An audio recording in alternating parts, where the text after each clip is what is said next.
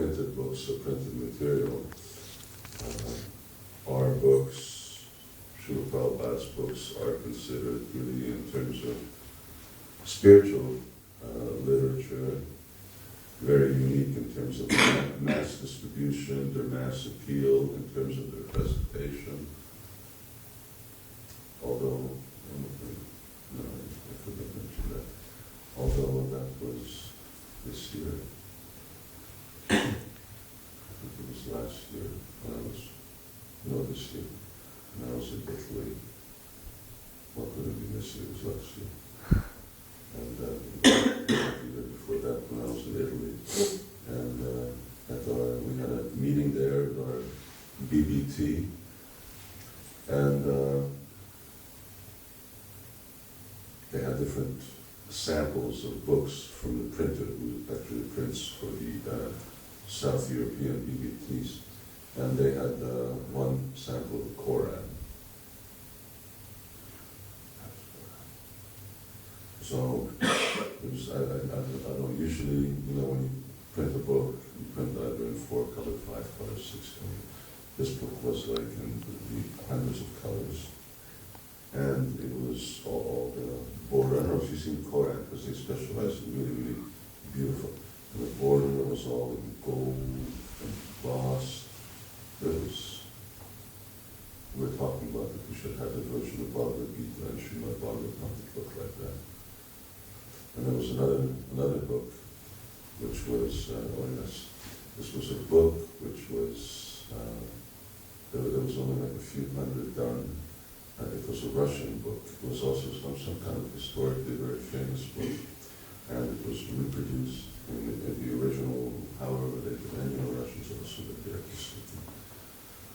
And there was only Putin, at that time was president, now is prime minister. He had it produced because it was a heritage book. There was, say, 500 or 1,000 printed. And the printer printed an extra one, and they had it, they were $100,000 each. Collector's item, collectors looking for a book to collect. And it was spare change, $100,000 a piece. So you can imagine how beautiful that was.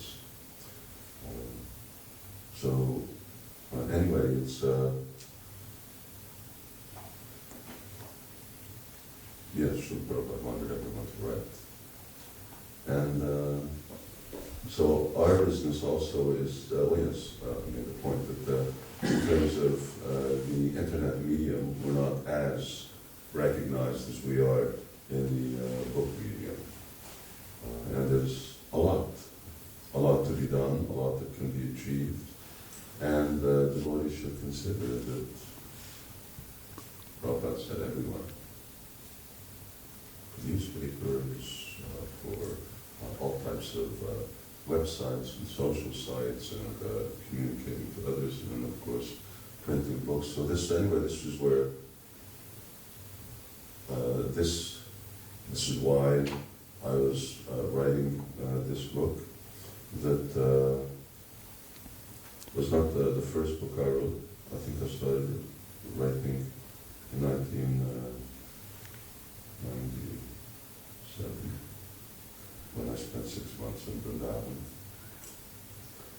And but this has sort of ended up as being the longest writing project. The theme was, what the idea was, and it's not something that's unique to here, Navabraja or Krishna Valley. New Brajalan is our Hungarian farming community and holy place. And the simple theme of the book is that that is, well, we call it New Brajalan. So why is it New Brajalan? Because it's Brajalan, because it's Vrindavan.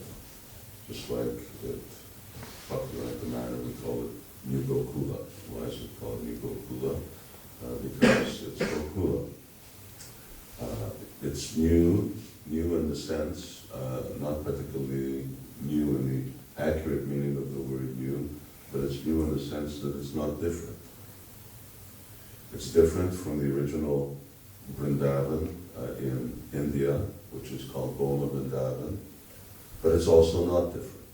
In the same way that the Goma Vrindavan or the Vrindavan in India is different than the Goloka Vrindavan in the spiritual world, but also it's non-different, so it's one and different. And that's a topic. I don't know whether we get around to that, but that's another different topic. And so the book is about how Krishna Valley, which is generally the, where do you live? In Krishna Valley. which country? Hungary. No, unfortunately. Because he was there. He was there when we had a festival. No, 91 we didn't have it. We only got it in 93. That's right. And so that, yes, in New Brajadam or Krishna Valley in Hungary, that place is actually a place of Krishna's pastimes. The Radhasham Sundar deities are situated there. And it's a place of pastimes similar to, if not identical, to place of pastimes as we find in India where we go to take pilgrimage there. But the point is that it's not unique to that place. Anywhere, and then Srila Prabhupada makes this point very often, anywhere where Krishna is worshipped without motivation, where the deity of Lord Krishna, particularly Radha and Krishna, are established, anywhere where devotees actually are absorbed in the service of the Lord in the same mood of Vrindavan, in the selfless mood, that place becomes Vrindavan. Padhama Vrindavan. So, what does it really mean when we say that some place becomes Vrindavan? It means that as Vrindavan is present in India, so similarly, Vrindavan then becomes manifest. Although it becomes manifest a little differently than in India, but it becomes manifest. And then Srila Prabhupada says that all of Krishna's pastime places are also there. So, Navaraja Mahima is a tour, or what's called circumambulation, or we use the Sanskrit word parikrama, of Vrindavan as it's experienced in Hungary. And we have different holy places that are marked by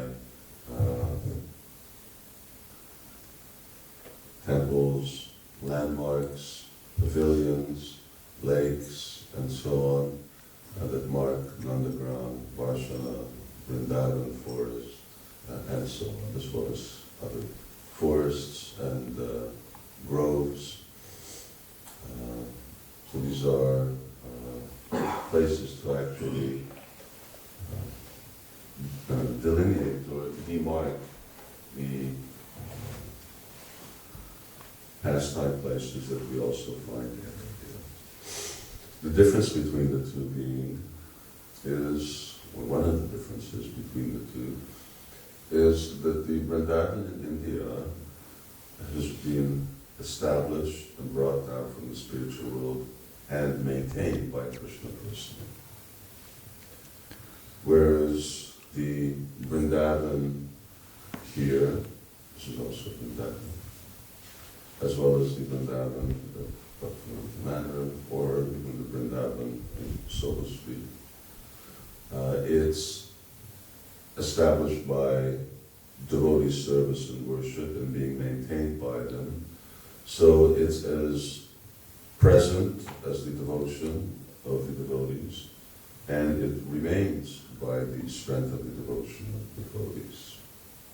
So in other words, it can also disappear, it can also go, it can come, and it can also go. Whereas the Dham that Krishna personally manifests, even though it may appear to get covered, or it does get covered, and it shifts and changes, and so many things takes place because Krishna is personally maintaining it. Therefore, its presence